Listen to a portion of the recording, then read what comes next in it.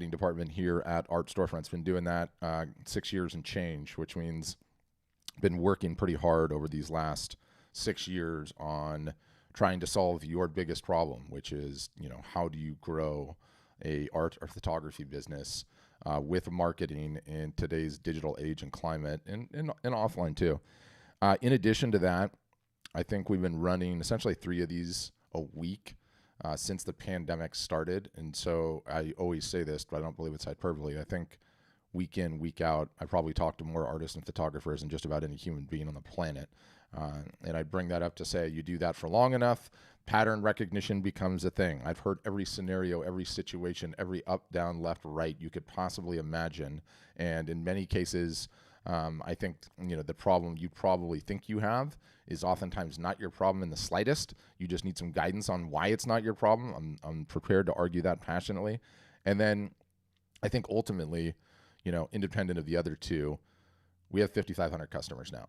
And they're 5,500 customers in multiple different countries, in every niche imaginable, with every type of business imaginable. And we study their data. We study their data very, very closely.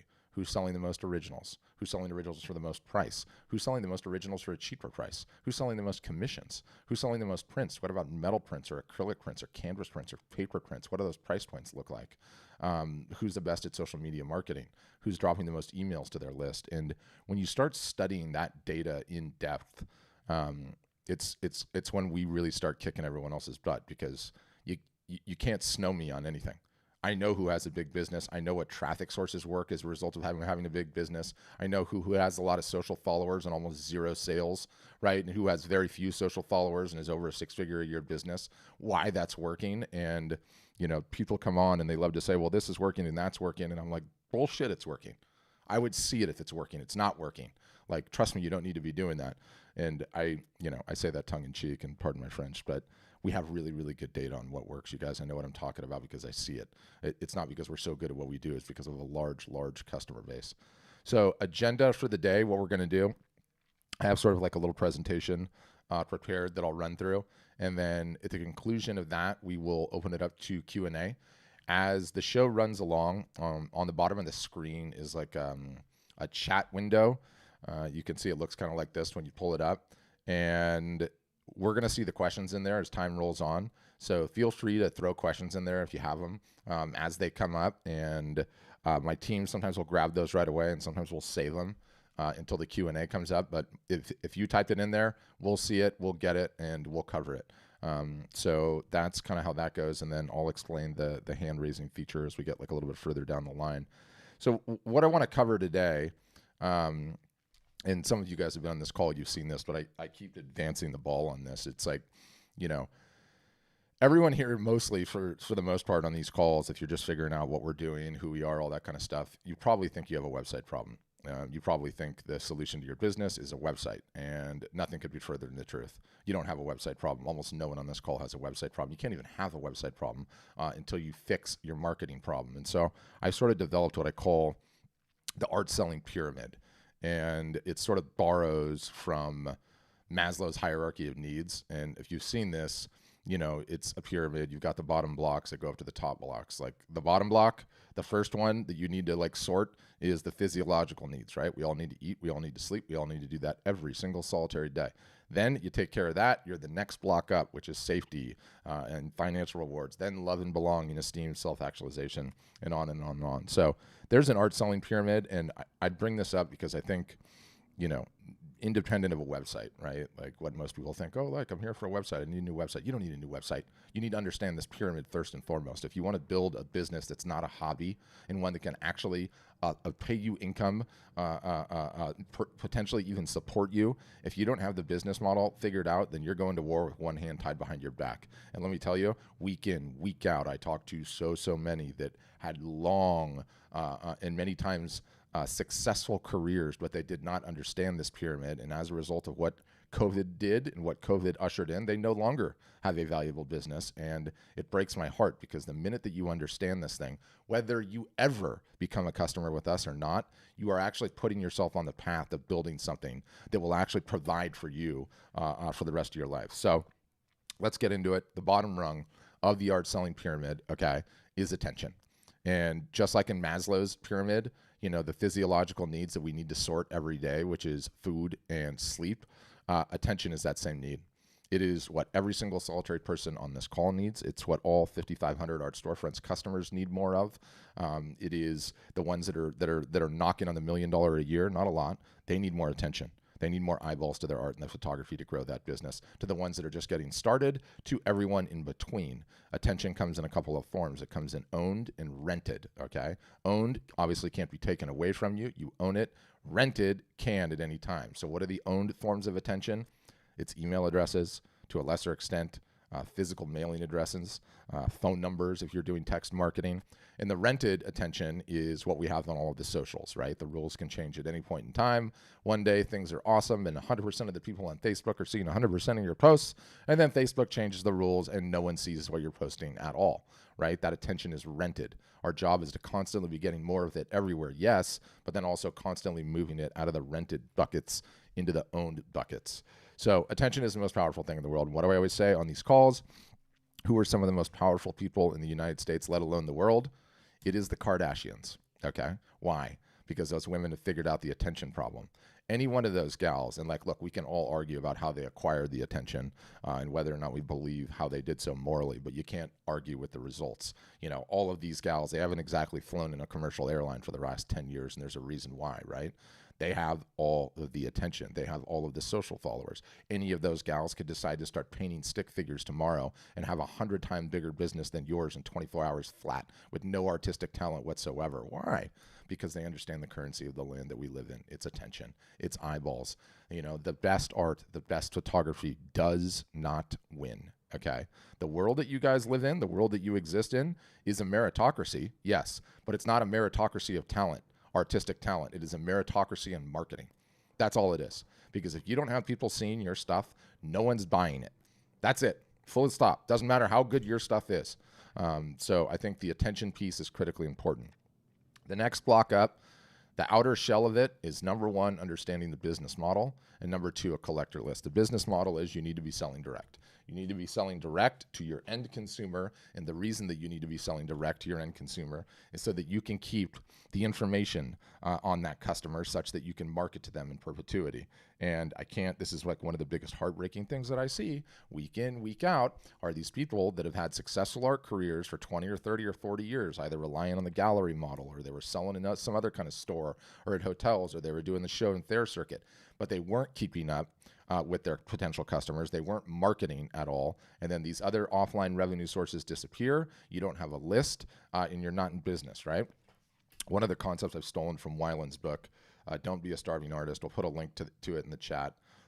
He's the whale guy. Most people would say he's the number one selling artist in the United States, possibly even in the world this part. He is a big, big deal, right? And in his book, he talks about, it's a great book, by the way. It's really, really thin, really easy read. He talks about the importance of a collector list. And in his definition, a collector list is someone that will buy in upwards of 8 pieces from him throughout the course of their lifetime. And his goal is to build that list up as much as possible. Now, how do we see that list manifesting itself in successful businesses today that aren't the size of Weiland? You come out with a new series of whatever it is, a new series of photography, a new series of art that you've created, and you're gonna unveil it to the world and have a sale. Well, you email it to your collector list first, and you say, hey, collector list, why don't you guys take a look at my work? Because you're the IPs, you get to see it before anyone else does. And successful artists that we have on the platform are getting 40 to 50 to 60% of their show sold before any of the public even sees it, right? The collector list is your 401k. It's your pension. It is what will continue to make this business pay for the rest of your lives that you guys are creating. And if you're not collecting one, you are going to war with an arm behind your back, tied behind your back. It's just fundamental to the business. So once we understand the business model, once we understand the importance of a collector list and we're working on building it, there's 3 ways to sell art, okay? Only 3. Every single solitary artist that is serious, every photographer that is serious about building a sustainable business, I hate that word, sustainable, building a profitable business in today's day and age, he understands these 3 ways and is employing these 3 ways, okay? Whenever the situation calls for it. Number 1, the best way, It's a trick question. It's in person, face to face. Always has been, always will be. That will never change. It's very easy to understand when to deploy this particular technique, because if you're local and you can see a person face to face, then obviously you're going to want to do that. If you're at a show or a fair, obviously that works as well. Problem is that we're all geographically fixed on this planet, right? And we all need to sleep. And none of us can have conversations 15 at a time. So yes, the number 2 way, which by the way is the worst way, okay? The worst way is on your website. It's the worst way because it's impersonal. It's the worst way that I'll get into, but you absolutely still need one. It's fundamental. It solves for those situations, geographically not in the same town, or, you're asleep, or 15 people show up at once. So the website is very, very important, right? It's a very, very important way. Number 3 is the newest way, most exciting way, really. And it's via live video, via what we're doing right now in either a one-to-one capacity or a one-to-many capacity, i.e., I go to August's website and I say, August, I'm interested in a couple of these pieces you have. Can we jump on a Zoom? August goes, no problem, Patrick, what time? Sends me the link. Next thing you know, he and I are in a Zoom call. He's showed me the pieces, talking about his inspiration, talking about pricing. I'm talking to him about what size wall space I have. He's talking to me about what he thinks are the best framing options, and he's getting the sale over the line, okay? That's the one-to-one capacity. The one-to-many is also massively interesting. I'm going to take myself out of this. So here we have Art Storefront's customer and friend, Matthew Laka. He is in his garage studio, and he is having a live art show. And don't worry, I'm going to send you guys all these links after the fact so you can watch them and get some insights. But he's selling some work, some old work of his. He's streaming live to the socials. A whole bunch of different people are tuned into it. He's sending it to folks after the fact. They can purchase right on the spot. He is merchandising his work himself. He's talking about the size. He's talking about his inspiration, all of these various different things.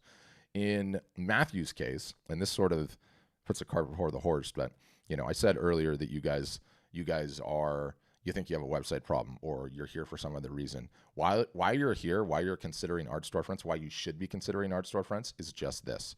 This new way of selling art is absolutely the future. And I want to sort of talk about what our framework is for understanding these things. So in Matthew's case, he's been a longtime customer and a really, really good friend. We ran 2 of these basement sales for him, and there's a bunch of technology. We can get into it. We can talk about the nuts and the bolts of how it works. And over a 2-day period, what Matthew did is he was able to sell 62 pieces for a little bit over $30,000 Canadian. He did that without leaving his house. He did that without having to pay a gallery, any commission, and he did incredibly well. So we saw that, and we're like, oh my goodness, that is an incredible result. Is that a one-off? Is that because Matthew or his work or something that he has going on? Can we duplicate it? We ran another one a couple weeks later with Meg. In Meg's case, she was actually physically moving from one studio space to another. And so she had a bunch of these like color studies and smaller pieces and not everything else. In her case, she had, I think, 82 pieces in the show. And out of the 82 pieces, she sold 72. It was for a little bit over 15,000 US. And oh, by the way, hat tip to that. Oh, my camera's not on, so you wouldn't see it. She sold 46% of the show to her collector list before the show ever went live. So you can look at that one. Then where does it go from there? We run them again and again and again, and we see if we can duplicate what we did. Here's another one that we just ran. We ran 2 of them last night. Is it going to let me get back to this? Hold on. I'll just show you guys. Hold on. Sometimes these things are ready to go, and sometimes my kids switch my YouTube profile so they can watch their nonsense shows. I think we're here, so let me just see. Oh, playlists. In Debbie's case, this one that I was showing you, now let me show this. Do the show. She sold, I think 28 pieces or 29 pieces. I forget. I don't even know if we have the full dollar amount figure on it just yet, but it constituted in one sale 30% of what she sold the year previous. Quite significant.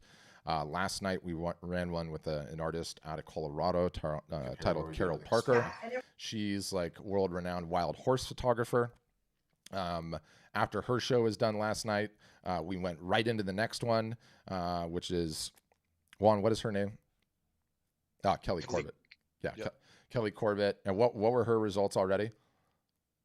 I think 20 pieces. So she's 10 pieces sold already out of 21. Okay, so 10 pieces out of 21. But the point is there's a lot of tradecraft that's going on in these things, and I could explain to you the tradecraft. But they're complicated. They're difficult. This is the future. It's new technology. You have to take into account bandwidth and what cameras do you use and why does she have AirPods in and why are there numbers here and how are we getting these titles on the bottom and how are we announcing the show ahead of time and how are we promoting and how are we emailing the collector list? Do you know what no other website company is doing for artists and photographers? Any of that at all. Any of that in the slightest. They haven't even figured it out yet. So while you're talking about other websites and putting pieces up in some other gallery, no one is pushing the forefront of this. More important than anything else, this is your problem. You don't know how to do this. You don't know how to market. You don't understand the nuts and bolts of it. And it's the entire ball game. So essentially when people ask like, well, I don't understand, like what differentiates you guys from other websites? This is what differentiates us from other websites. And guess what? This is the future, and we know it's the future. And oh, look, someone's tuning in. Hi, I'm tuning in from Facebook. I'm from Agassiz. I don't even know where Agassiz is. Oh, I'm your cousin. That's even funnier. The larger point is, this is the future of selling art and photography. We figured this out. We figured this out before anyone else. Why have we figured it out? Because we're really good at digital marketing. We're working on this problem, how to sell art of photography, how to build a successful art of photography business, more so than anyone else is. No one's working on it as directly as we are. And really, it's the secret sauce of the whole thing. Let's finish the pyramid, the final block. It's everything else. It's everything else. You have an offline gallery that's working for you? Fantastic. We love revenue sources. Never met a revenue source I didn't like. Keep that revenue source going. But in addition to building attention, in addition to understanding the business model, your collector list, in addition to the 3 ways of selling art. So too for anything else. Online gallery, fantastic. If it's producing revenue, love it. Never met a revenue source I don't like. You have some sort of service part of your business, wonderful. You're teaching classes, teaching people to paint, teaching people to do photography, retouching, wonderful. Love that. In addition to these others. Perhaps you're doing the show and Thayer circuit. Love the show and Thayer circuit, especially when it's going to come back. In addition to understanding these others, you do that, you're putting yourself on the path to having a successful art or photography business. And that ultimately is the game changer. That ultimately is the number one thing that every single solitary one of you need, more so than another website or some stupid gallery site or somewhere to upload your photo and not do any damn marketing and not actually grow your business. So that's the rant. That's what we do. That's what Art Storefronts is all about. Now, do we have the best website solution on the planet? Yeah, we do. But none of you guys have a website problem. Until you fix the attention problem, you can't even have a website problem. So is our website better than anyone else? Yes. We do what's called the demo process. It can be thought of as a test drive at a car dealership minus a sleazy salesman, okay? You look at a car, you look at a website from the outside and you're like, oh, that's kind of nice. But then what happens when you get in the car? You realize that it's got heated seats and cooled seats, and you realize what the dashboard can do, and you realize what the heads-up display and the backup camera looks like, and how to drive the air conditioning, and how to play with the audio, and what happens when you back up, and how to fold down the rear seats, and where all the bells and whistles on the inside of the car is. Our websites are very, very complicated in terms of technology, in terms of features, which is why we do the demo process, the test drive process. So that's why on these calls that we like to talk through what the major problems are, independent of the actual website. If you want to go through all the website features and see all the bells and whistles that we have, we'd love for you to do that. But that's what we use the demo process for. So that's what I've got in terms of a rant. I think what I'll do now is I'll open it up to comments.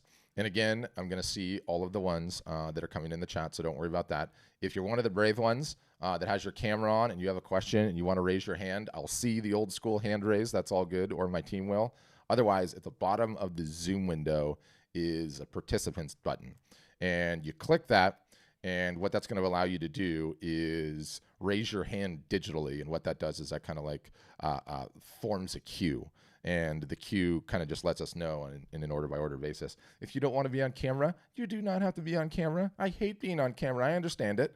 Lucy, August, Tom, Sandra, Julio, you guys are the brave ones. And I know there's some others. But if you're not, that's A-okay. You can just ask your questions via audio. Or again, in the chat. Or again, if you're watching on Facebook. Yep, got you, August. If you're watching on Facebook or Twitter or YouTube and leaving comments, we see those too. Like, hey, Karen says, hi, Patrick, saw you were live. Hey, Karen, how you doing? Customer, good friend. She's been on a bunch of these back in the day. So we can get into the questions. And right out of the gates, Fernando's asking via chat, and I might bring you into how much data is shared. Do you share what the successful artists are doing to assist those that are not succeeding? Yeah, Fernando, 100% that we do. And it's one of the beautiful things about your guys' particular industry is it's not a zero-sum game. It's not like, for the most part, and I'll unmute you, Fernando, in case you have any follow-up questions. You'll just need to hit the mic icon in the bottom left if you do. You're not in competition with your other artists and photographers. Like, yes, to a very minor basis, sure. But, a piece that I'm going to buy from one person is not automatically a piece I'm not going to buy from someone else. It's less about that than it is emotional connection. What's more, artists and photographers can't be price shopped. Pricing of art is completely arbitrary. So, yes, we take all of the lessons that we learn, Fernando, and we attempt to systematize them into playbooks, into live teaching, into agency services that we can sell you guys if you don't want to do it yourself. And that's sort of the secret sauce. That's why you join Art Storefronts, because you have that sort of ace up your sleeve. In we know it's actually working because we tie it back to sales. So I don't know, Fernando, you're unmuted, but did that answer most of it? Yeah, I think that's did answer. I don't have time to reinvent the wheel. No one does. No one does. And I want to be successful.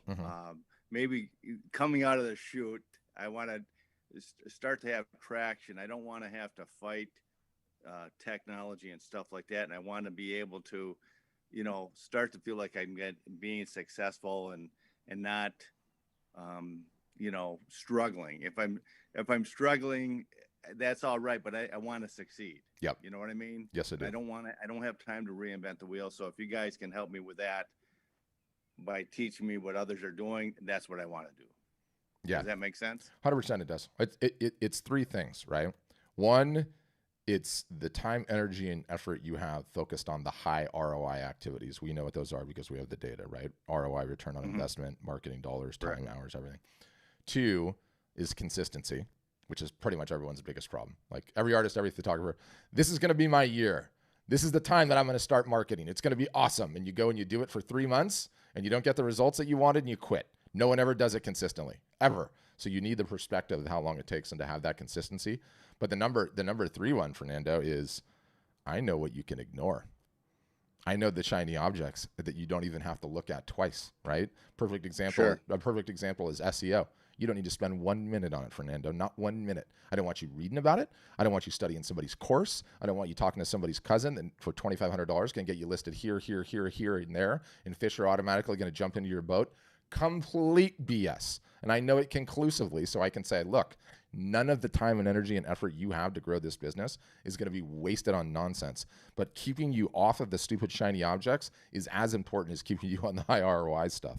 It's two sides of the same coin. That's good because I'm one of those guys that, squirrel, Oh, you're the one? You kidding me? All of us, right? All of us. Yes, sir. Yes, sir. Okay. Yeah. Okay. Well, I'm excited. I've been researching this stuff out, and your name keeps on popping up, so I'm excited to learn more about it. So thank you. Wonderful. And good questions, Fernando. Thank you. Okay, August, you're up next. Go ahead, August.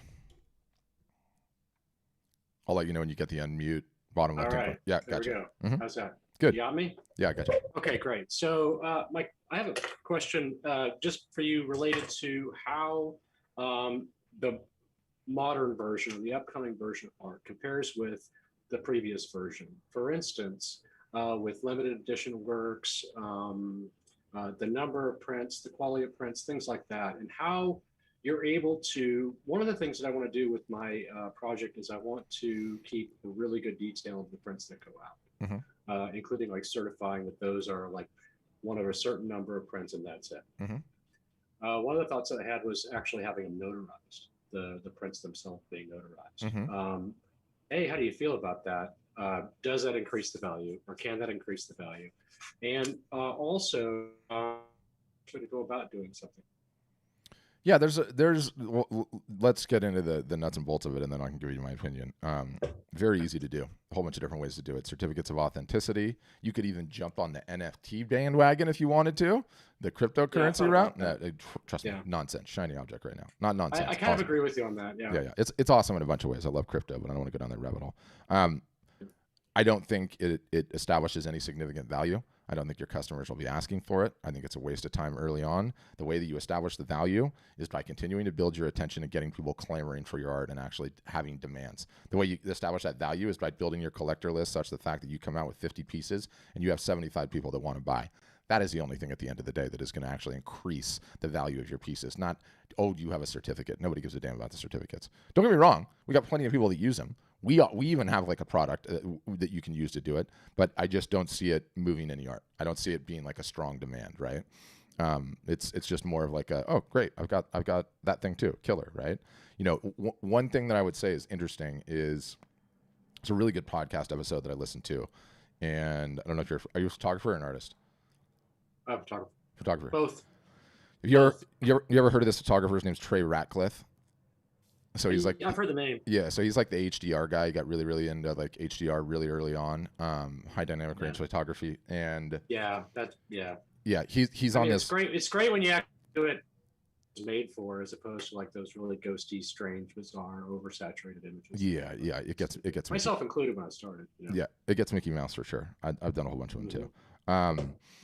He's on a podcast with Kevin Rose. Kevin Rose is this guy, tech guy, worked at Google, started Dig, a whole bunch of other things. Anyway, I don't want to talk about that. But he's got an interesting thing that he does where he does like significant limited editions. And April, will you find this thing for me, or Juan? Go to Listen Notes, type Kevin Rose, Trey Ratcliffe, Ratcliffe. I want you to listen to it after it. It'll totally spin your mind. And you know, he puts out like limited, like hyper limited, and yeah, I really love that. I think that's brilliant. Yeah, I think that's brilliant. He actually, so to your point, like why would you do the certificates and keep the records and everything else? Like sort of the NFT concept is he has his own secondary market for pieces. He has collectors saying, what are those old pieces that does anyone want to sell? And so he'll get an email incoming to him, and the email coming into him was like, hey, I really want that piece. Do any of your old collectors want to sell? And then he'll hit the list and say, here's the demand for pieces. Here's what the asking prices are. And so I think he's doing like a really interesting thing in terms of really establishing the value. And I'm just sending Juan the list of this Kevin Rose, Trey Ratcliffe. And Juan, the website you want to check, and it's Ratcliffe with an A. I mistyped it. It's called listennotes.com. If not, I'll find it after the fact. But yeah, that's what I'd say. What are you running in the background, by the way? August, do you have a green screen? No, actually, this is on a green screen. So just to get the dark stuff, I like it. Yeah, it looks good. Just put it. Thank you. I appreciate that. Yeah, it looks good. I can tell. Yeah, awesome. Other questions? No, I mean, I have 1,000 questions, but I'm not going to take up the time. I appreciate your time, Patrick. Yeah. Do the demo. So far, I think you're in the lead, by the way, for the most comfortable headset of the day. I'll let you know if you. Yeah, I mean, I couldn't hear you very well from my speakers. It just wasn't sounding good, so it's much easier when I'm putting it in that. Yeah, having the good ones. Yeah, thank you, August. Sounds. Oh, hold on, I cut you off. I think you just said sounds good. All right. Okay. There was a question in the chat, and so Denise is saying, while I create my own art, my main business is creating personalized mixed media collages for others. How would I sell those online? That's a very good question, Denise. I'm going to go ahead and unmute you because I want to hear about it. Sounds interesting to me. So these are essentially, Denise, I'm assuming, and you're unmuted now, Denise. You'll just have to hit the mic icon bottom left. So I'm assuming these are just, Denise, essentially just commissions, right? Correct. Okay. And you know, talk to me about like the time allocation. How long does it take you to make one, and what do you charge for them? Oh, well, I'm very new at this. Mm-hmm. It usually takes me anywhere about maybe 2 weeks, 3 weeks, depending on how fast the material comes in from my clients. Mm-hmm. And then I've sold anywhere from $350 to $500 for the collages. Okay. I think you need to raise the prices. Well, how many?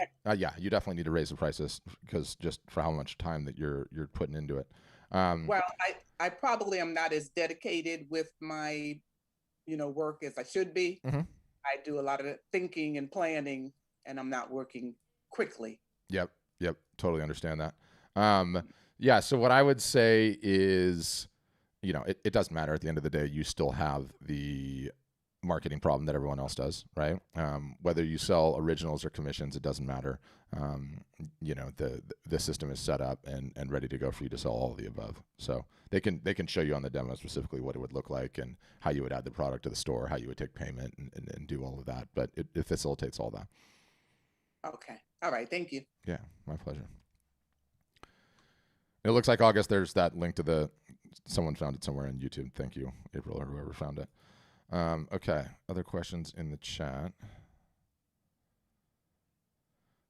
So I noticed a question about digital art. Can you talk about how that mix would work? You have a mix of physical paintings, a ton of digital art that can be printed on anything, canvas, merch, etc. Yeah, Josh, at the end of the day, you're no different than a photographer, right? It doesn't matter that the art is digital. And I'm going to unmute you too, Josh. It doesn't matter that the art is digital or not digital, right? Like, you know, you have the ability to sell prints of every kind imaginable as well as merch. So what kind of stuff is it? Are you drawing with a pen mouse? Are you doing vector stuff? What are you doing? All the above. I mean, I'm doing it for 20 years, so I've got all that stuff. But I was looking at the online sort of gallery display that you were doing, and they had physical pieces, right? So I would have to have, you know, each piece printed out on a canvas, sent over and wrapped and all that stuff to do that, right? Yep. The good news is, and let me do show and tell because this will make more sense. Most people fall into the trap of thinking like, hey, you know, especially if Patrick knows what he's talking about and selling via live video is something that I need to do. That doesn't mean you need to get huge pieces. That doesn't mean you need to get huge pieces. You know, right. this is you tiny. Know, people in art, man, they have to see it. They don't. Yeah. They don't have an imagination. You know. That's true. Let me do the zoom in. Right. Oh, look at the zoom in on that. Transparency too. Right. Yes. Yeah. Here's acrylic. You know, here's what it would look like. I mean, don't get me wrong. You can have a big piece, you know, and show some of the big ones, but the abstraction, which is why I love your question, is you are not selling a JPEG. Okay, I don't hang a JPEG on my wall. Okay, I'm not hanging a ping on my wall, PNG. I'm not hanging a GIF. I'm hanging something like I just showed you, right? And so, you know, this is like rule number one, where all artists and photographers like break the rules of marketing by just, here's my Instagram profile. Image. Boring. Yeah. We're bombarded with images all day long. It's not enough. You need to show me the physical product. You need to show me that it's ready to hang on my wall and what the thickness looks like. You have to do that sometimes. So in your case, like, dude, you can spend $150 and you're ready to go. You're ready to go. You've got enough pieces to show. You can show the various different media types, and then you augment, okay, the JPEGs in you know, whatever else you're showing with some actual printed material so you can show it. See. Yeah. Here's image A, and here's what it looks like on this, and it looks like on that. Yeah. Right? Oh, Josh, what are the differences between canvas and metal? Oh, Patrick, so glad I asked. Let me show you, right? Yeah, Right, and then you get into it. But you got to have some samples, right? You have to. And then you would be able to sell your stuff on merch too, which would be ideal. And that's how it works with your site, right? Like I would upload an image, and then it applies to whatever merch the customer would want, right? 100%. Yep. Sweet. All right, slick. Thank you. Yep. Best way to do it. Yeah, and the fact that, you know, if the art is digital doesn't matter in the slightest. There was a really interesting. Somebody dropped a book name. Okay, Jerry, you there? I want to hear about this book. Pitch me on this thing. Jerry Alexander, you there? You have to unmute yourself. Yep, gotcha. Yeah. Hey, I'm here. Yeah. So talk to me about this book. Well, it's a very depressing book. Mm-hmm. That it just really has to do with going to the Patreon model pretty much, because everything is just, you know, we're bombarded by the images and sort of just buying art is dead kind of thing. Yeah, nothing could be further from the truth than buying art is dead. You know, I'm gonna send you guys this report, and then I'm gonna talk about a book that I think is a better read. Well, that's not to say I agree with his premise, which is, you know, you go into the Patreon model, but you have not many reports in your industry, and this is one I cite all the time. It's called the Art Market Report 2021. It's put out by Art Basel and UBS Global. I'll send you a link to it. It's amazing, but it's got this, like, you know, this key findings chapter, and you should read through this, because this is the top selling artists in the world. You know, the 4 or 5% of the market. That's who they survey, but a lot of it trickles down. And 2020 was one of the best years of sales for art and photography that's ever existed. Full stop. Not even close. The market absolutely exploded, brought in by large measure by the fact that everyone was spending so much time at home. They're all ready to actually get something on that ugly white wall. We're all spending so much time on Zoom calls. We want a cool background. So art is selling more so than it ever has been. So you can read through this. So that part of the premise is off. But I do agree that, you know, the disruption that's happening is happening in a pretty significant effect, right? And one of the interesting stats is I love this book. Okay, it's called The $20 Million Stuffed Shark: The Curious Economics of Contemporary Art. Great read, right? Great read. And one of the interesting stats that they have in there is, and Juan, will you co-host Joseph, is, and this quote, I'll figure out a way to get this in there. But they talked about the fact that there are 40,000 working artists in residence in London and 40,000 in New York, right? And maybe the stats are a couple years old, but that's 80,000 artists and photographers between those two in residence, okay? And out of the 80,000, 75.9% are the superstars making over $1 million a year, right? Mature, successful six-figure businesses, 300 out of the 87. And I think they say below are the 300 mature, successful artists who show at major galleries and earn six-figure incomes from their art, okay? So that's 0.38% of the 80,000. Then representation plus help, a little bit under six figures, is about 5,000. So 6.25% of the 80,000. That gives you about 6.72% in total. And again, the bottom one is they have to supplement their income through teaching, writing, or supporting partners. That at a macro is probably not that far off, right? And so you look at that and you look at your particular industry, and your industry, just by nature, there are so many people that call themselves artists. There are so many people that call themselves photographers that you have an insane amount of competition, right? An insane amount of competition. That's sort of the scary part. But the good news is that none of them know how to market. They all suck at it, all to 80,000, right? Aside from like a couple in there. And so just by figuring out that piece and solving for that piece, you give yourself a massive leg up. And look, the Patreon model, so described, Jared, is just selling direct. It's just selling direct. Patreon's just an intermediary in there that you don't even necessarily need. All they're doing is facilitating the payment. It doesn't matter if you're with us or if you're with Patreon. You still have to do the marketing. You still have to drive the eyeballs, right? You don't just upload stuff to Patreon and all of a sudden, boom, you have an audience and you're selling. Nothing could be further from the truth. But I 100% agree with that premise of selling direct. And I want to read that book too, because that's what I do in this thing. So Juan, get that thing down. Death of an Artist by William Dershowitz. Kind of like Alan Dershowitz, but not really. But Jared, did that sort of answer? I mean, I think it's a super interesting premise. And you'll have to unmute again. I hit the unmute on you. Yep. Yeah, that is wonderful. Thank you so much. Yeah. I need some good data. Thank you. Yeah, it's great data, and it's totally true, right? But the notion of selling direct is really the most important thing, which is why I harp on that up front. Like, what I think is dead, completely dead, is this notion that you can rely on the old way of doing things, i.e. a gallery representing you, or just doing the show and Thayer circuit, or not retaining your customer data. And in that case, no, your goose is completely cooked. You don't stand a chance at all. It's game over at that point. But the good news is like, and I say this on these calls all the time, like, I've been doing a whole lot of these for a whole long time. Do you know what happens on a week in, week out basis? I get people that show up on these calls in their 60s, their 70s, their 80s, and probably twice a month in their 90s. I don't think I've had one this month in my 90s, but still I think it's twice a month. So why do I bring that up? Do you know how much time you have, Jer? Do you know how much time you have to build this business? Literally the rest of your life, right? So if you understand the perspective of how long that is, and you understand not to sugarcoat things, the first little period of time sucks. It sucks. The first year especially sucks. You have to learn how to market, and you have to learn how to grow a list, and you have to get out of your comfort zone, and you have to start doing live art shows. But every single solitary year, it gets easier. Every momentum is a real thing. If you stay on the gas consistently and you understand the business model, you will have a great business. And you want to know why you will have a great business? Because out of the 100 artists in a room you're hanging out with, only one's going to do it. It's going to be you. The rest of them are just going to sit there and mope. And that's the sad state of the industry. And it's true. Just true. But that's my rant. That's great. I wish I could do a bunch of little heart emojis. Thank you. Yeah, thank you. Thank you for the heart emojis. And don't eat the mushrooms, Jer, in your little background. I don't know if those things look trustworthy. But it's a cool photo. It's a cool photo. Yeah.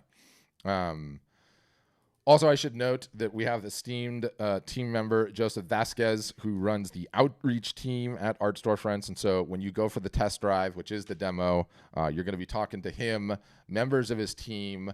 He knows all the ins and outs about pricing and all the stuff that I don't know. So Joseph, maybe introduce yourself. And if you guys have questions for him, you can definitely reference him directly.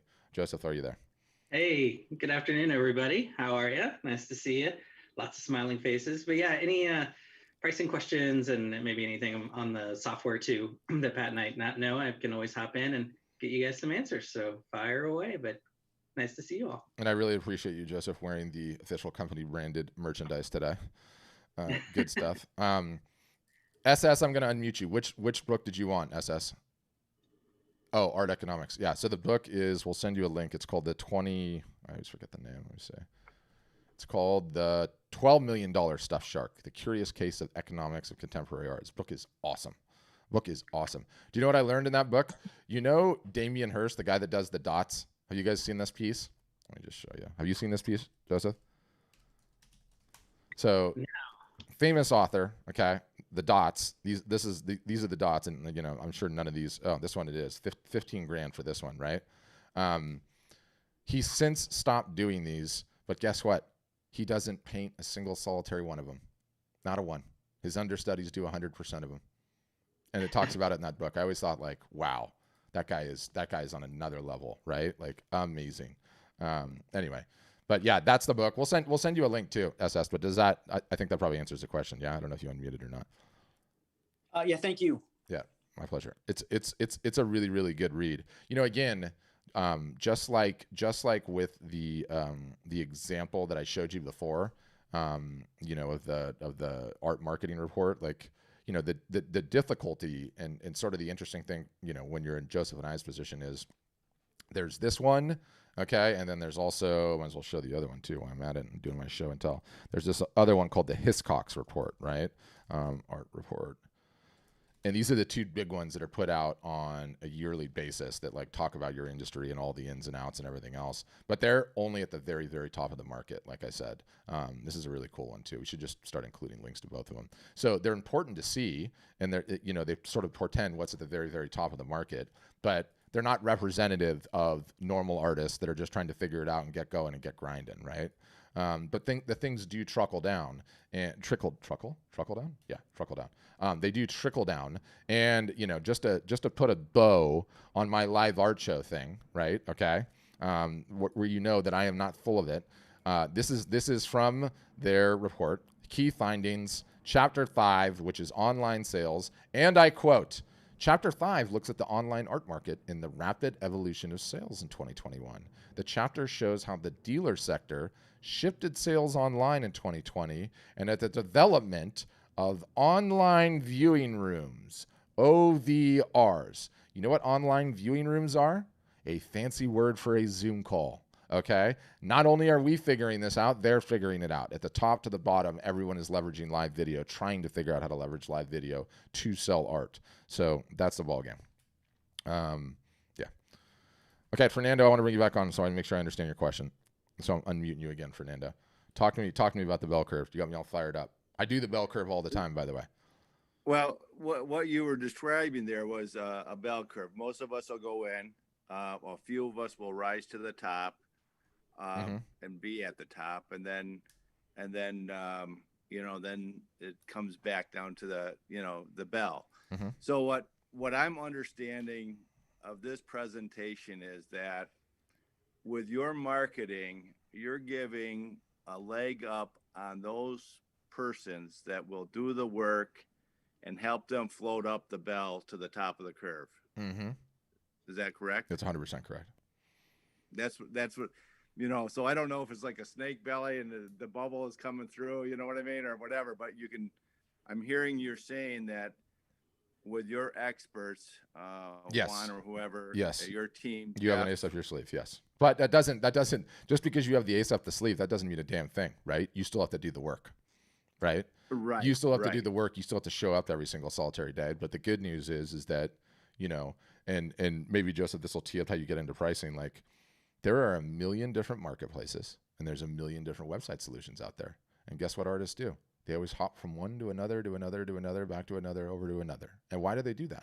Because they think the premise is they have a website problem, that there's somewhere they can just upload their images and be successful, that there's a website that's just fish are going to jump into the boat. And that is the biggest bunch of BS in the history of mankind. The only thing that works, okay, is solving the marketing problem. That's it. And that's what we do. We realize, and if we want to be successful as a business, we have to teach artists how to market. And guess what? That's a never-ending job. So when we charge what we charge and we do what we do, 100% of what we charge goes to giving you access to the best, latest, and greatest marketing education in perpetuity. In perpetuity. We have classes like this, Fernando, 2 days a week, Tuesdays and Thursdays. Yeah. We split the customer base up. Yeah, you've heard me talk about it. And it'll never stop. Never, ever, ever, ever stop. And I go back to, this is the perfect example of what we're doing, and I love it. Okay. We ran a sale with this guy. It was really successful. We learned some things how to do, namely what software to use. Okay, why do you need numbers here? Because he's got earbuds connected to an iPhone. The iPhone is showing this show. The iPhone doesn't allow you to put on the iPhone streaming to Instagram does not allow you to put these banners on top of it. Okay, and so we have software that takes them to Facebook and YouTube, personal Facebook page, business Facebook page. The AirPods are connected to his phone, so between his phone and his computer, he's live on 4 different platforms at once. The numbers are indicative of the people that want to buy, that don't have like the number system that we're using. You know, you can see it here. Where is it? I don't know. Number 1, mask, right? Okay, great. Right. So run the shows with him. See if you can duplicate the success. Okay, ran the show with her, duplicated the success. Now go run 5 more of them. So we just run 5 more of them, and we're starting to pick up more and more and more and more. And that whole process of both partnering with our customers so we can learn and teach, and then doing everything else that applies to that, like the step-by-step guide to how the whole thing goes on, and all of those various different things, that's the game changer. That's the whole freaking ball game. It's a whole ball of wax. And if you have that up your sleeve and you actually do the work, yes, you stand a great chance. And going back to like my stats, 6.72%, right? And this is the 80,000 between New York and LA. So only 6.27% are actually making a living, right? And as I look at that, our stats are a little bit better than that. Now, granted, there's a lot of BS boiled in there because aspirationally, what do you want to be making, right? Everyone's got kind of a different thing. Some people just, don't want it to be a hobby, want some income to come back. Some people want some side cash. Some people want to be able to quit their job. Some people want to have a business that they retire on. So ambitionally, people are different. But this is the secret sauce. This is the competitive advantage that you have over one or another. And look no further than the folks that had been doing their marketing, that understood the business model before the pandemic hit. The pandemic hit. Everyone else's revenue sources evaporated overnight. And in addition to everyone's revenue sources evaporating overnight, all the galleries closed, shows and fairs were closed. And then, so all of the venues in which you could sell art went down. And then you had all-time record demand for art because people were stuck at home along with all other home decor stuff, right? Exploded. And so it was the ones that understood that they needed to be doing the marketing and the business model that took advantage, that had their art exposed to all that demand. And it was a tremendous time for them. How many more of those do we have in our life? I don't know. Well, it sounds, it sounds exciting. I'm going to do your developmental thing tomorrow, I think, and cool. Check it out. And if I have any other questions, I'll pose them there. Okay. But I'm not a techie, and I need, honestly, I need some quote unquote hand holding to walk me through the forest of marketing and that sort of thing. So. I think I take a good product. I think I take a good picture. Of course, I'm my own number 1 fan. No, your mother is your number 1 fan. Okay. That's true. Yes. Mom is my fan. Yes. But you know what I'm saying? I think I'll find out whether or not I've got it if I can put it out there and sell it. I am nervous about the cost. I'll be real about that.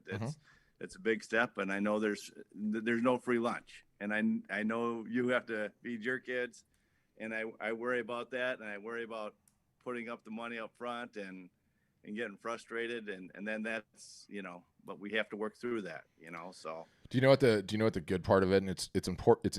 It's nearly impossible for me to deliver this without sounding cynical. So let me just give you the disclaimer, but the higher price, okay, is akin to, or the higher investment, I should say, in contrast to our competitors, is no different than burning the boats, right?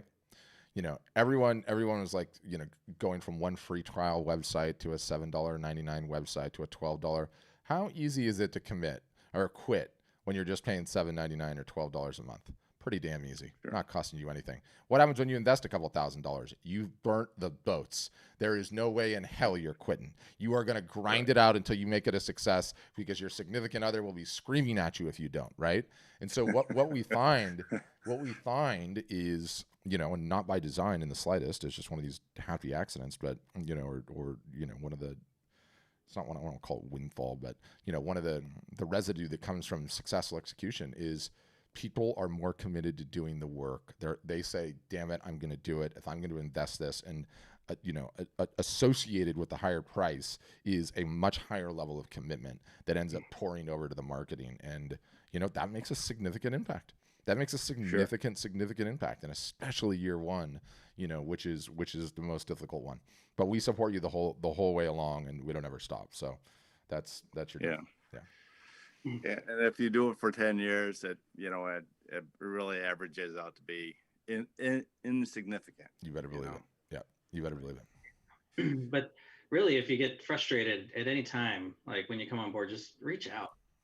We've got these workshops for tech support, for marketing, the whole calendar. I mean, there's a whole guide on exactly what to do for setting up the site and working on it and updating it. So like, if you get stuck or something's frustrating, like just reach out. We have people to help. So 6 days a week. I'm a guy that needs the help. Yeah. 6 days a week. 6 days a week. And we support not just our application, we support all applications, meaning you can contact support because you have a problem on Facebook. You can contact support because you have a problem with MailChimp.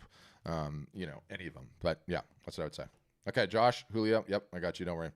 Go Josh first, Julio second. Was that it, Fernando? Or do you have any others? No, that's good. I'm excited about the opportunity. Love it. Thanks, Fernando. Okay, Josh, and then as I said, Julio will be next. Go ahead, Josh. Yeah. All right. So a lot of the times jumping on with providers, they provide you get a marketing channel by, jumping on their service. So I guess, are we receiving marketing channels from you guys, or we develop our own? You develop your own, we teach you. Got it. It's the whole ball game. It's the whole ball of wax, right? Is there anything that ties, any backlinks that goes back to you guys, some sort of credibility ad?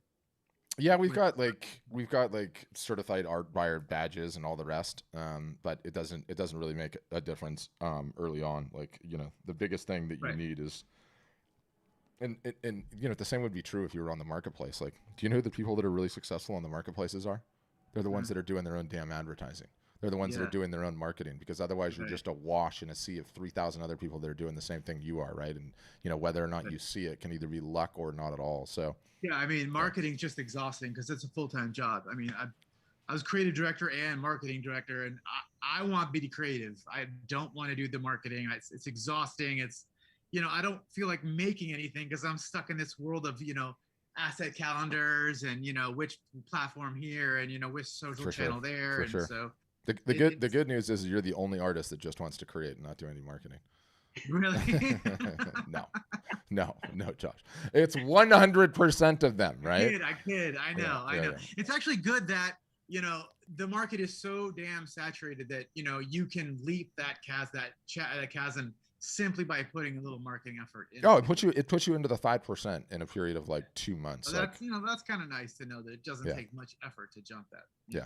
But even then, it doesn't mean it's easy. Like, one, we need to teach you the fundamentals, how to market in today's day and age. We're very good at this, but it takes some time, right? Like, the analogy I always give is you need to be able to do 100 push-ups in one setting, right? And if you ever tried to do that, unless you're a Marine or something, that's really hard, right? Like, you're going to have to start doing 10 at a time until you can get to 20. And then you're going to start doing 20 at a time until you can get to 50, and then so on and so on. So what are the push-ups? The push-ups are the basic marketing muscles that you need to run a business, right? And it's how to capture emails, how to email the emails, how to post regularly on the socials, how to have a live art show, how to run a sale when the time is right, how to understand the mechanics of a sale, how do you contemplate teasing a sale, announcing a sale, sending it to your collectors first, making sure that all of your social posting dovetails with the message of the sale, throwing a live art show on there. So all of these various different activities, right? And the life cycle of an art business: regular marketing, sale, regular marketing sale, regular marketing sale. We just got through Q4, Black Friday, Cyber Monday, Christmas. Typewriter goes back. Regular marketing sale, regular marketing sale. So building up those muscles takes a little bit of time. Building up the momentum takes a little bit of time. But once you get through, the first year where you start to have some momentum and some wind at your back, the business just starts, doubling, sometimes tripling, sometimes 5xing on a year in, year out basis. And you keep hacking at it. And once you get going, like, instantaneously you're in the 5% just because you're working on it consistently. I'd say like after a year with some, disclaimers. Some people take off right away. Some people take a little while longer. A lot of people start out with a style that they think is awesome and it really creative fulfills them. And then 6 months in, they add some other new side project that they were doing into the store, and that takes off 100%. And what they were doing originally wasn't selling at all, right? So there's all these very different variables, rather. But you don't figure any of that out until you do the marketing, right? Like it's the only thing that differentiates you. And by virtue of the fact that nobody wants to do it, it's the highest ROI thing you could be working on, because isn't it always like that? Sure. Yeah. Did that cover him? That did. But it is, I wanted to touch back on the hand holding that someone mentioned earlier. Yes. Now that you teach us, do you give let's say a content calendar, for example, do you say, you need to post Monday, Wednesday, and Friday on Facebook, Tuesday and Thursday? It does. So you're that explicit. 365 days a year. And then the calendar is 3 levels to it. Beginner, intermediate, and advanced. And so you ratchet up. So there's must do things in the calendar. Then it's like, if you're good enough, do this too. And so that's how it goes. And what's cool about it is it's a cohort based journey. Everyone's going through it at the same time. And, aside from various different holidays, you're a nature photographer and it's Earth Day. Okay, you're running a sale. And maybe that doesn't apply to your business and you're not, right? But almost everyone is the same. And so everyone is going through the same thing at the same time. There's the corresponding courses. Here's how to run a sale. Here's how to do a live. Here's how to do this. Here's how to do that. But we're all announcing the sale today. We're going to stretch it. Here's what the social posting looks like. Here's what the email language looks like. And all of it's just grab and go, drag and drop. And then, if you get stuck on something, you come onto the Zoom, which is office hours, and you ask questions of myself, my team. Here's what I'm doing. What do you think? How could I make this better? And on and on. So it's not just, learn at your own pace, DIY course nonsense, which no one finishes. It's active teachers, and you're going through it with a cohort of your friends, your peers that are trying to do the same thing. That combined is the ballgame. Yeah. Email templates too, for not just the holidays, but your regular email marketing, weekly and things like that. There's templates. None of our, I don't know if any of our clients have wrote a email from scratch in a long time. So I used to do the HTML and the CSS for those guys. Oh, www.nothankyou.com. Yeah. So you guys, is it MailChimp? Do we get our own subscription? Do you tie us into them? How does that whole work? Yeah, we got an API integration, but you do need to get a subscription with them. They take care of it, and they do a pretty good job at it. And you pretty much, your technique for capturing emails is I guess a call to action, say, join this list. Yeah, dude, we've got 500 different techniques to capture emails. Okay. Yeah. It's pretty much everything, right? Right. Yeah. Okay. So this is a collection of knowledge that would have taken somebody 10 years to bumble around to figure out. No, it took us longer than 10 years. It took us longer than 10 years, but yeah. Right. Yeah. Yeah. It's all just prepped for you, so you can just work off of that and not worry about it. So it's nice. It'll save you a ton of time. It's not that it's all just prep too. It's like you can't, sadly. Well, it's walking you through it like you're a toddler, which is great. Yeah, right? there's the basic fundamentals to how to sell art, in photography online, and those will never change. The problem is that, a lot of times with marketing, you're only as good as your last at bat, right? So the minute you're not up to the plate and swinging, you're missing. And the doggone goalposts are just moving faster and faster and faster. I mean, I am a huge nerd, okay? A huge technology nerd. That will never change. And I'm in my 40s now, and I'm starting to worry I'm going to start losing my edge because the damn kids are iterating so fast now. So I'm like, am I losing my edge? I really have to double down my time investment to figure out all these things these kids are doing nowadays. But there's the general marketing, and there's just staying up to date. So it's not like it's a static system. The thing is changing so quickly. Yeah. That's what I'd say. And you guys do these calls Monday, Wednesday, and Friday? Yeah, these are just learn about art storefronts. The ones with our customers are Tuesdays, Thursdays, Monday, Wednesday, Friday, Saturday, and occasionally on Sundays. Sweet. Yeah. Awesome. Well, I'll get this demo going soon, and hopefully we can be in contact more often. Love it. Thanks, Josh. Yeah, thank you, man. I appreciate it. Okay, Julio, you're up next. Go ahead, Julio. Okay, how you doing? Good. How you doing? All right, all right. Well, I became a member about a week, maybe I guess 2 weeks and a half. I became a member. Well, welcome aboard. And I did not even start yet because I was actually I didn't work for a whole year, so I started getting this, freelance work, working from home. So I needed to make some money. So I used to be very diverse, but I wanted to focus, get this thing done and started. So when I was starting on the 14 days, I came across with the part where you upload the photos. And I do have photos, but I don't know the quality of those photos. Oh, that's the beauty. That's the beauty of the thing, Julio. And just so you know, you can, you're a member now. You don't have to sit on these. You can get like, one-on-one dedicated support on the back end. You don't have to come to these ones again. So what happens? I just answer your question and tie a bow on it. You don't worry about it. You upload the image. Okay. I mean, Joseph could even show you this in real time. It's actually Joseph. You tell him because you got an even better system on it than I do. Yeah. You upload it, and then the software analyzes the aspect ratio, and then auto populates the sizes based on the file. So it'll only let you offer as large as that file supports. So if there's, you want to get bigger sizes, you might have to tweak it or something like that. But yeah, you can go up to 100 megabytes on that. Yeah. So it'll tell you, Julio, exactly how big you can go. And then what you're going to do is you're going to upload the image and you're going to say, okay, this one only gets me to 24 by 36. Do I want to go bigger? Yes or no? If the answer is yes, then you have to go and get a higher quality image. Otherwise, you're good to go with the 24 by 36. And one of the reasons why I came to this meeting is because I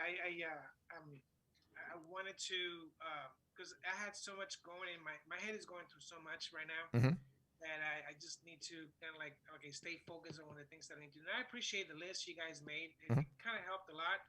I mean, I've been doing this, like I've been a graphic designer and working with marketing. And it's not an easy thing, when you have to do everything yourself. When you guys put it together, it makes whole things, it makes it much easier. And but I'm like, in a way, I'm trying to like I want to finish the whole thing. So I'm so anxious to finish everything, and that I just I'm taking my steps to make sure that everything is going right, on those especially on the images. Yeah. Yeah. And look, step one, now that you've signed up, is realizing you're going to be pulling your hair out of your head for the first year. I don't sugarcoat things. First year is going to suck. Okay. It always does. It's just like working out. I'm working out. Yes. It's just like working out. 100%. The first year, you're like, oh, nothing's showing. I mean, it's just like that. You just got to be patient. Yeah. It'll come up. It'll come up. Just got to be patient. And again, I understand that I'm like a needle in a haystack. No one knows me. So once I start pushing, it's like I said, I've done marketing. It's like I always say this to my clients. No one knows you. If you notice, and if you watch TV. And if you see that Hyundai has become very famous because Hyundai has been doing a lot of commercial. They push commercial. That's all you see. Yeah. It's like a burger. You push a burger, but burger. All this burger they see like, you want to go out, you want to go buy that Whopper. It's just you need to show yourself. You need to show let people know who you are and what you're doing. So it's just people doesn't know who you are. So that's my understanding on marketing. People need to see what who you are. Yep. It's called, in the business, we call it effective frequency. And it's the number of times you need to be exposed to a message before you're capable of making a buying decision. Yeah, that's how you're going to end up, getting people to know you and buy your stuff. Yeah. So when you're feeling low down in the dumps, contact support, get on a Zoom call, and we'll get you unstuck and keep you going. Will do. Thanks, Julie. Thank you very much. And welcome aboard. Okay, Brian's got his hand up, and then I know August, you're good to go too. So let me unmute you, Brian. Go ahead.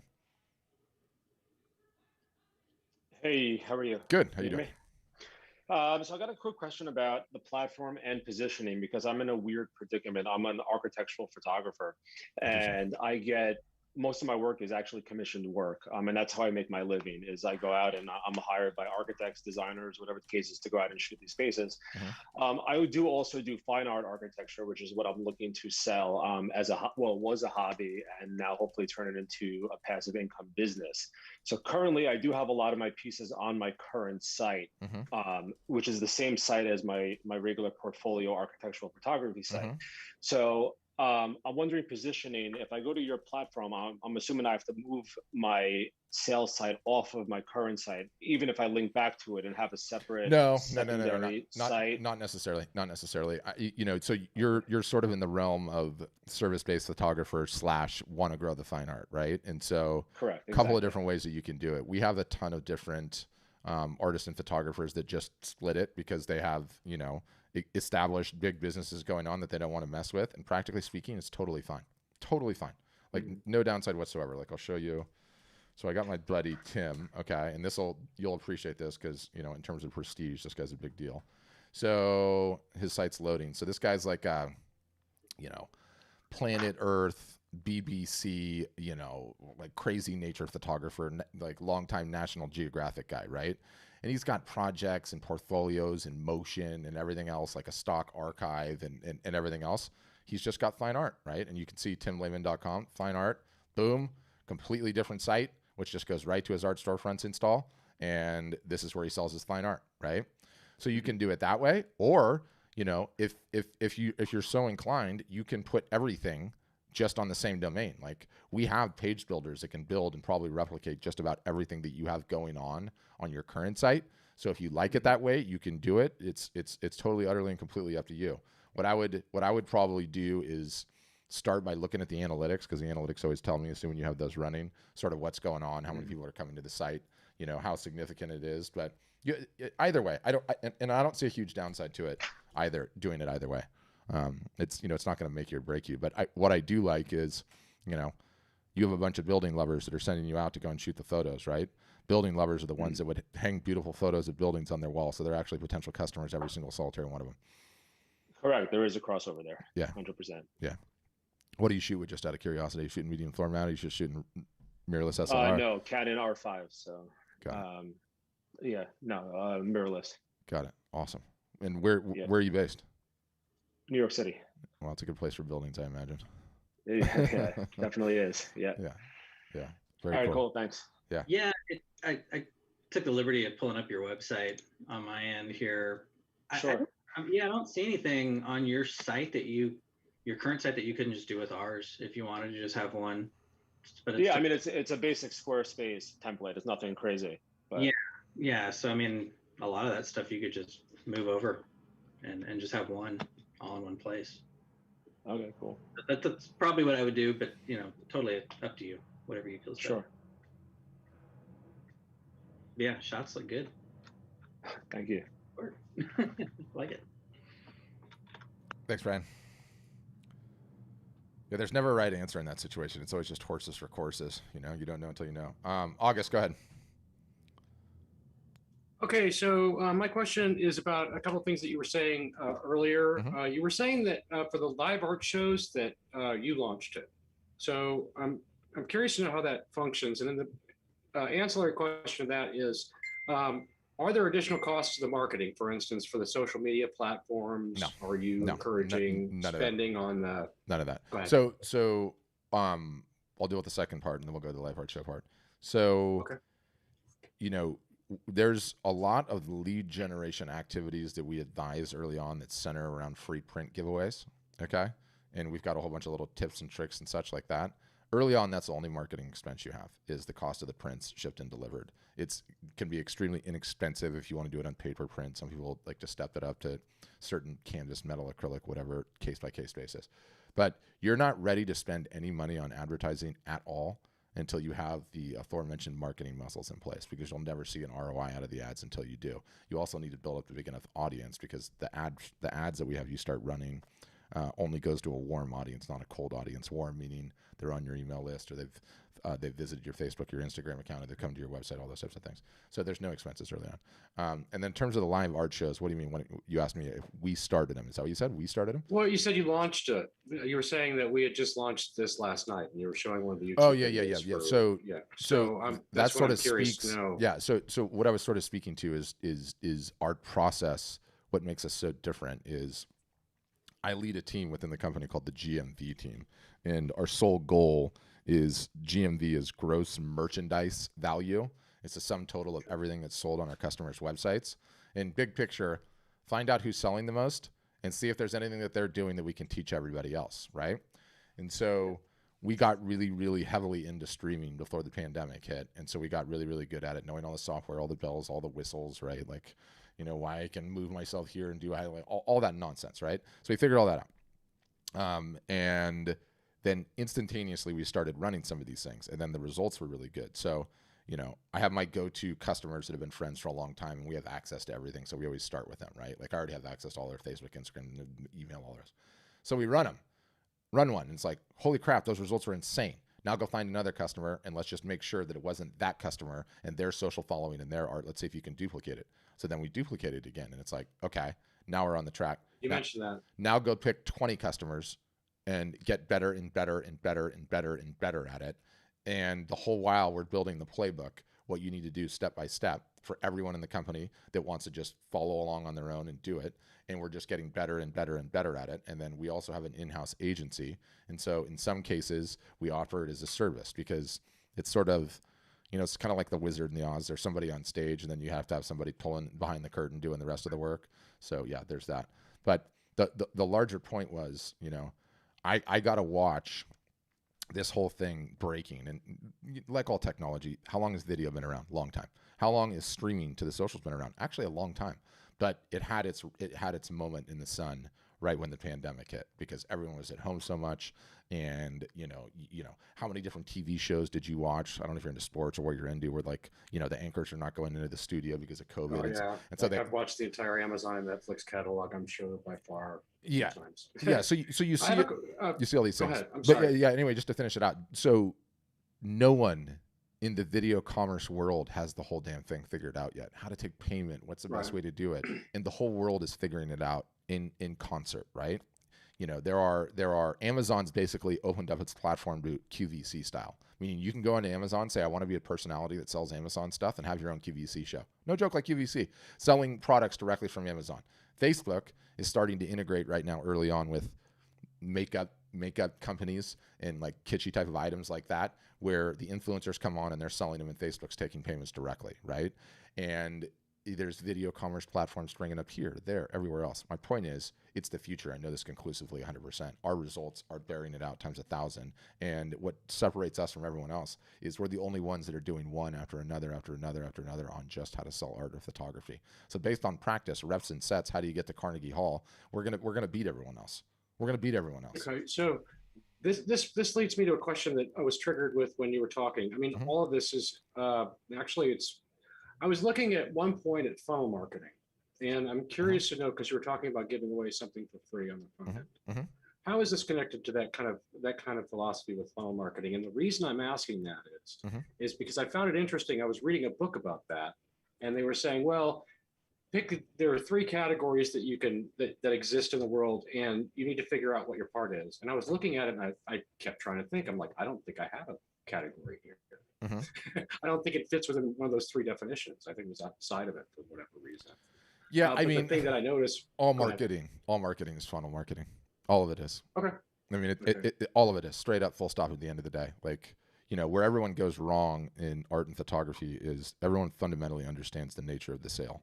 What they think the sale is I advertise my art, I have it on sale, discount, sale ends 24 hours, 48 hours a week, whatever. And that there's a whole bunch of people out there in the audience that don't know it, that are just ready to buy art at that moment.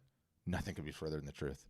They want to know you. They want to know who you are. They want to follow you for a little while. And then when they're ready, they're going to buy art. And so, I look at all the rest of the courses and the gurus and everyone else out there talking about how you can use Facebook ads and this and that and the other. And it's like, you are so full of crap. Okay. That is not the way that art sells. It's not like these other items that are on Instagram or Facebook where you are legitimately on the couch flipping with your thumb and you're like, oh my gosh, that's the best pair of shorts I've ever seen. I can spill something on it and they don't get wet. I need that, right? That is not art or photography. Yeah. That's not the way art or photography sells. Like you get, I can light my barbecue with a blowtorch. I need that. Like, no. Right, exactly. Yeah. No. All these things that this is another thing with the pandemic. I've been inundated with those thoughts. Actually, I found some really cool shit. Yeah, me too. Me too. Okay. But guess what? You didn't buy any photography or art, did you?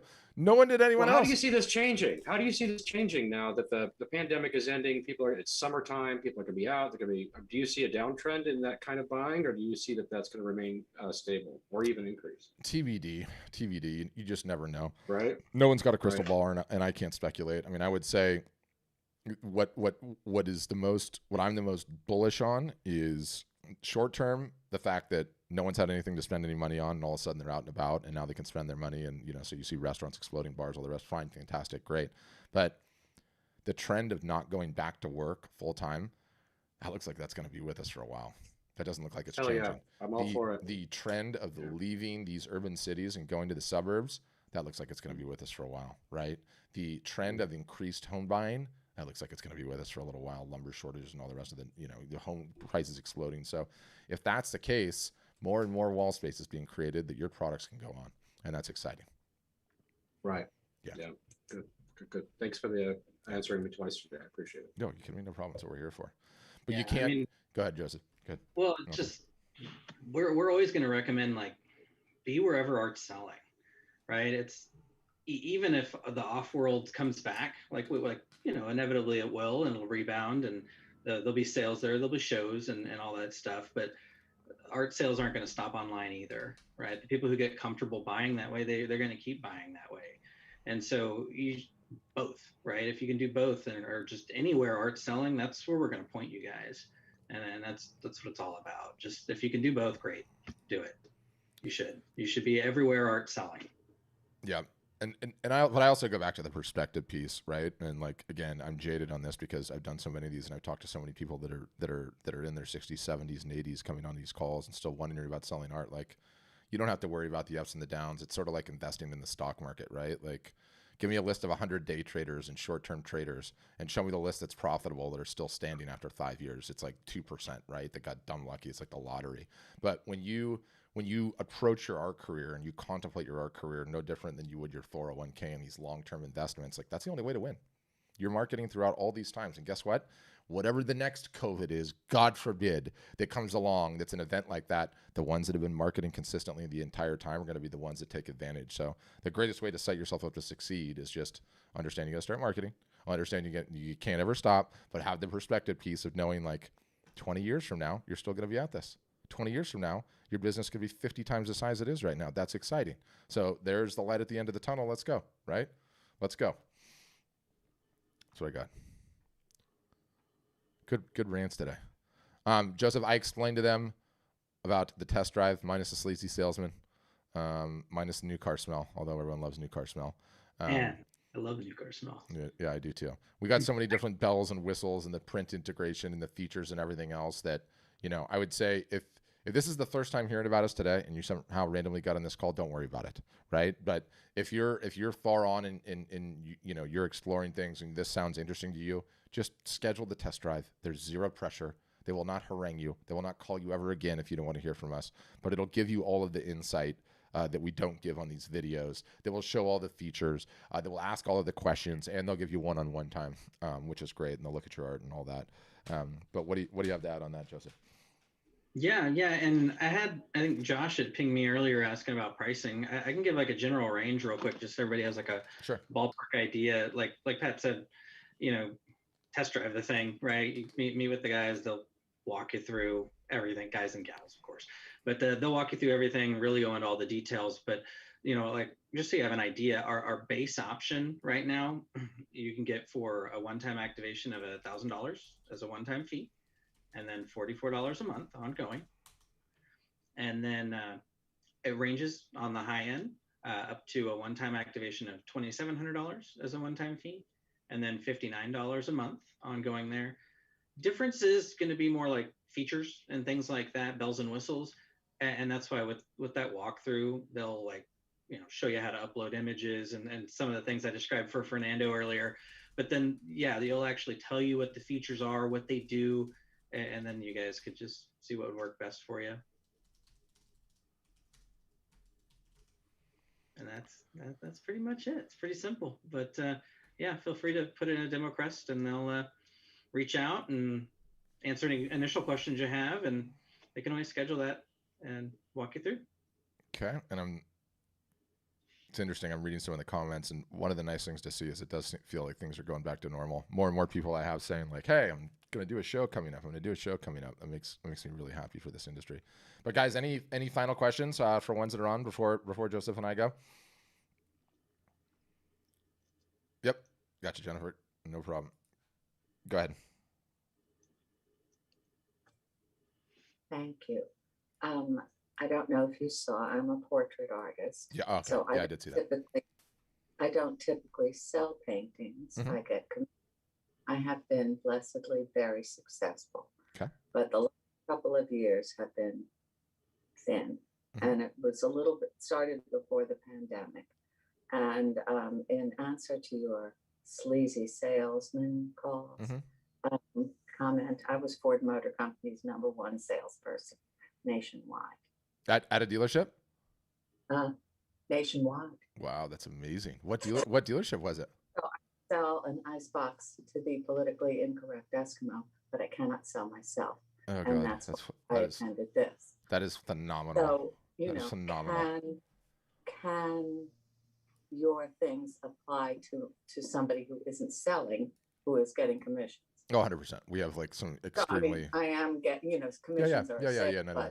We have some extremely successful, pretty much just commission-based artists. The when I say commissions, like portraits specifically, right? Like we have one gal that does so incredibly well, and she does portraits of dogs. And what you'll find in the dog portrait space is nobody wants a generic one at all. Period. They want their dog on the wall, or they're not buying it, right? Like full stop. So I imagine that's sort of the same set of rules that you're in, right? Like we're not going to be selling a whole bunch of prints after the fact. How long does it take you to do one, just out of curiosity? It depends on how much of the person shows. When I was a young artist, I painted only from life, which is much easier. Mm-hmm. Now I'm painting from photographs, much harder. Yeah. It depends on the quality of the photograph. Mm-hmm. I'm working on one. It's just a head with one hand, mm-hmm. and it's taken me 6 weeks. It's just about finished. Okay. Well, I hope you're charging $10,000 for that. But I typically, my probably best year was 15 commissions in a year, which was quite a bit. Wow. Yeah. Wow. You need an understudy. So we can do the Damien Hirst dots operation. They hack out like 80% of it, and then you just come in and do the finishing touches. Anyway, something to think about. Because at 6 weeks per, like I need you to get way more than 15 a year, unless you're charging, 10 grand, 20 grand for those, in which case, fantastic. I was. You were. I was. Yes. Well, okay, Ford sales lady. I don't think you have any problem selling yourself if you're getting those prices. The work must be incredibly good. So that's fantastic. No, I'm good, but I'm not brilliant. I'm good, and I'm solid, and guarantee the life. Yeah. So, but right now, flat. Yeah. Yeah. Right. So I'm very interested in your product.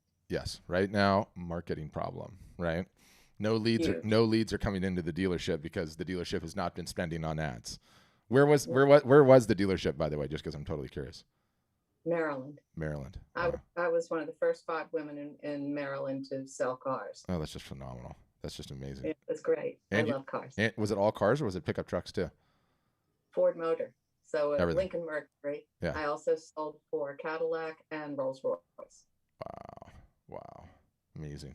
Phenomenal. That's a lovely story. And I didn't mean to disparage all car dealership people, but it's the one thing. It's the one thing that. I never had to lie. Yes. I had a good product. Yes. Most would say used car dealership, but there's a baked in avatar there. Yeah, we can help you. You got a marketing problem, same as anyone else. I mean, that's like the long and the short of it, right? What you would take more advantage of in your case is the marketing than you would the website, because ultimately, let's just say you're going to sell 20 a year, you can just pick up the phone and sell every time, right? Well, you got to just pick up the phone, right? Like, hey, I'm interested in a portrait. Okay, boom, Zoom call, show you the various different pieces that I've done before, and then, get the sale over the line that way. Now, don't get me wrong, our technology can facilitate all of that, but you just need the phone ringing. You need the phone ringing. I need the phone ringing, and I need a new website. It's just too. Ugh. Yep. We can help. Request a demo. We can help. Afterwards, I want some more car stories. Okay. Maybe I'll start doing car portraits. Yep. Could. Hey, you know what? You know what you do with the car portraits? You get into one of the few areas that most artists can't get onto. The wall space that is the garage. Okay. The wall space that is the garage. Yep. Uncharted territory there. Brian, I can't tell if I put your hand down or not. Do you have another question, Brian? Just. Thank you so much. Yeah, my pleasure. Here, I can unmute you again, Brian. Did you have a follow-up one? I think you raised your hand again. Yeah, I had a separate question. More maybe for Joseph. I actually did your demo with Brian Bogart yesterday. And I had a question. I know he spoke to me about you said the pricing is based on features available. So let's say I come in at your $1,000 package or whatever you said it starts at today, and then I decide in 5 months I'm doing well, I want to upgrade to a plan with more features. Do I pay the difference at that point, or is it something that can be upgraded? How does it work?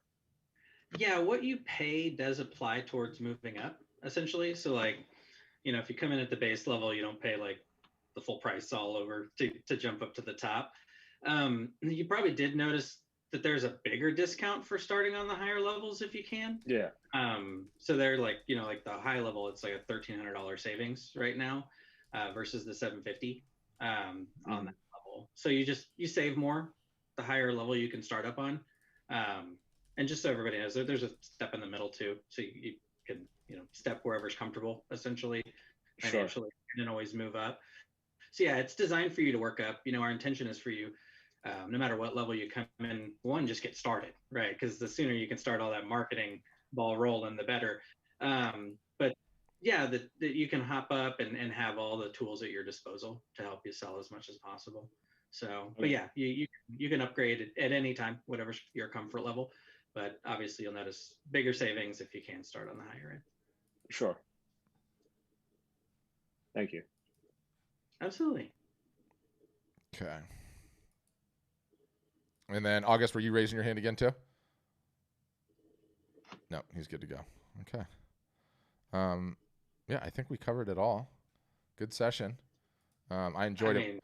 We'll send you guys an email, by the way, with like all the links and everything else that we talked about, so you can follow up, look at the live art shows, all that types of jazz. So that'll come in an email after the fact, plus the replay in case you want to go back, hear anything you might have missed. But other than that, yeah, guys, thanks. Appreciate it. Great session.